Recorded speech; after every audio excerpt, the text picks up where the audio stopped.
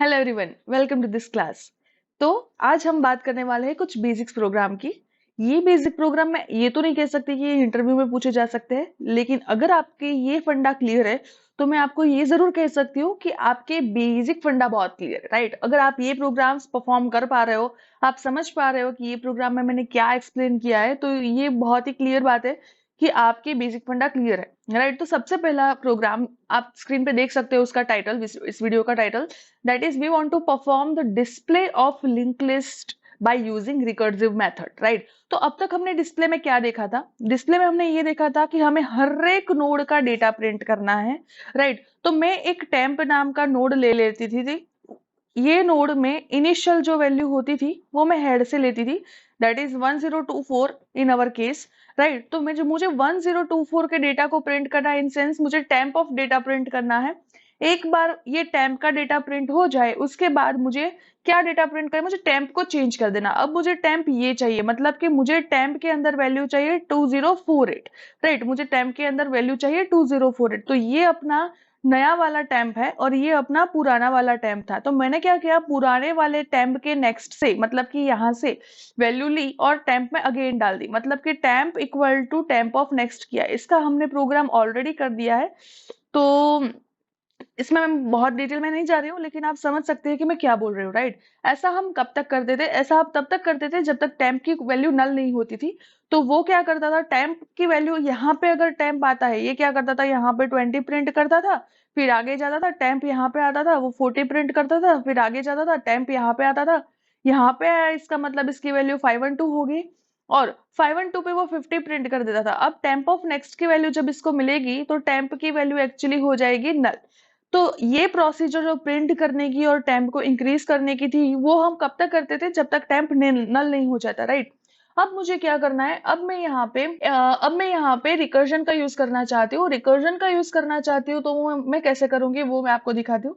अब तक आपने जो भी किया था वो आपने इटरेशन की मदद से किया था, आपने उसमें रिकर्जन का कोई यूज नहीं किया था, राइट। तो late me just erase all this things and let me just show you कि आप कैसे कर सकते हो। मैं जल्दी से ये एक्सप्लेन कर दूंगी, उसके बाद हम प्रोग्राम करने वाले हैं, so don't worry about this. ये एक्सप्लेनेशन मैं बार बार नहीं दूंगी, मैं सिर्फ बेसिक प्रोग्राम के लिए ये एक्सप्लेनेशन देने वाली हूँ, राइट। तो यहाँ पे सपोज करो कि आपको रिकर्जन की मदद से टेम्प को प्रिंट करना है, मतलब कि डेटा को प्रिंट करना है, राइट। तो आप एग्जैक्टली क्या कर रहे हो, आप भी यही कर रहे हो कि आप एक हेड ले रहे हो, टेम्प ले रहे हो, या कुछ भी डमी डेटा ले रहे हो। आप इसको डमी नाम भी दे सकते हो, राइट। टेम्प की जगह पर डमी नाम दिया, तो मैंने 2048 का डेटा एक बार अगर प्रिंट कर दिया, तो अब मुझे इस लिंक लिस्ट में से किसका जरूरत है, मुझे सिर्फ इतने लिंक लिस्ट की जरूरत है।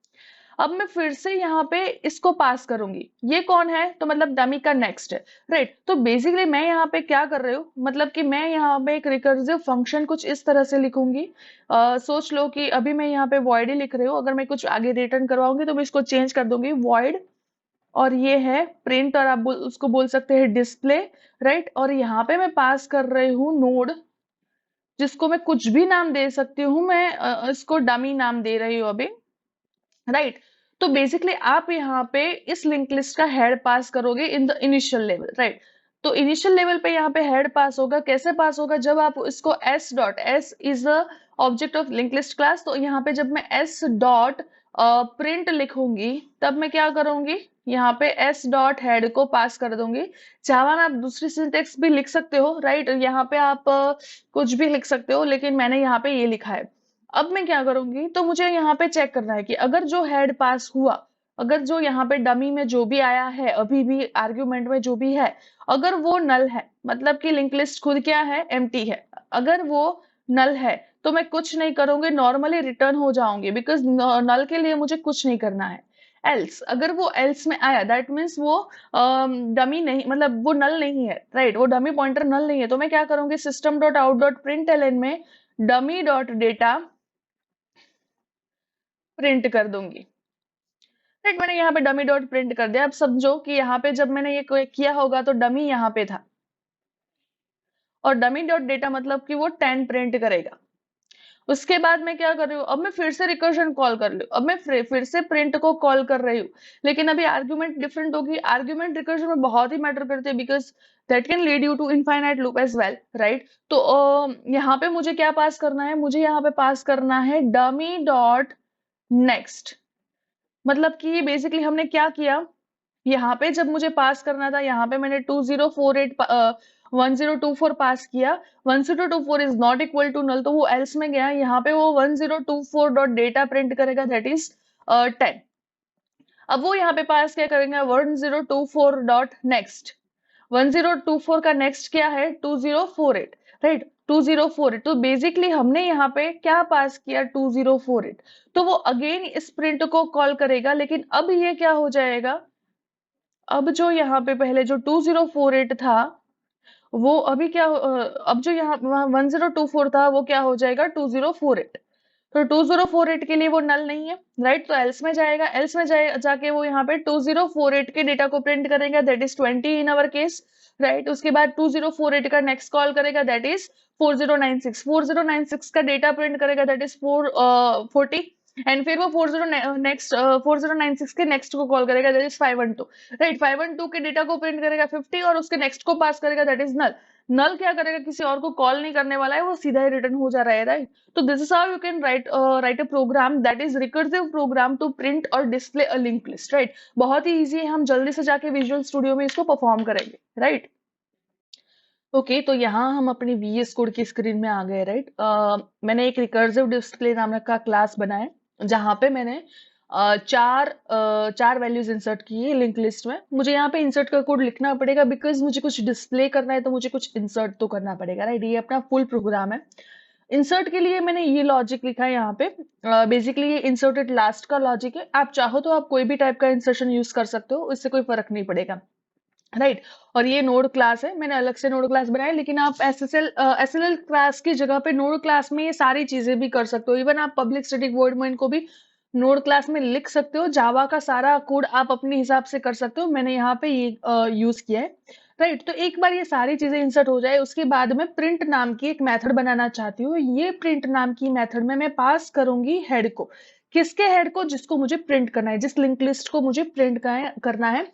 यहाँ पे मुझे एस को प्रिंट करना है, जिसमें 10, 20, 40, 50 वैल्यू है, तो यहाँ पे मैं एस के हेड की वैल्यू पास करूंगी। बेसिकली हेड में क्या होगा, एस के हेड में वैल्यू क्या होगी, जिस नोड में 10 वैल्यू स्टोर हुई है, उस नोड का एड्रेस हेड में स्टोर हुआ होगा, राइट। ये आपको पता है, राइट। अब यहाँ पे मैं एक फंक्शन लिखूंगी, फंक्शन होगा void। अभी मैं यहाँ पे void लिख रही हूँ, आगे अगर कोई जरूरत पड़ी तो मैं इसको चेंज कर दूंगी, प्रिंट। और यहाँ पे मैं पास करूंगी नोड। मैंने नोड क्यों पास किया, बिकॉज मैं हेड पास कर रही हूँ in main class. Main class public static void main में हेड कॉल होगा, मतलब हेड पास होगा, जिसकी वैल्यू कॉपी होगी नोड के। यहाँ पे अगर मैं डमी लिख रही हूँ, तो डमी में कॉपी होगी हेड की वैल्यू। तो ओरिजिनल हेड में हम कोई चेंज नहीं कर रहे, जो भी वैल्यू और चेंज हो रहा है वो डमी में चेंज हो रहा है, राइट।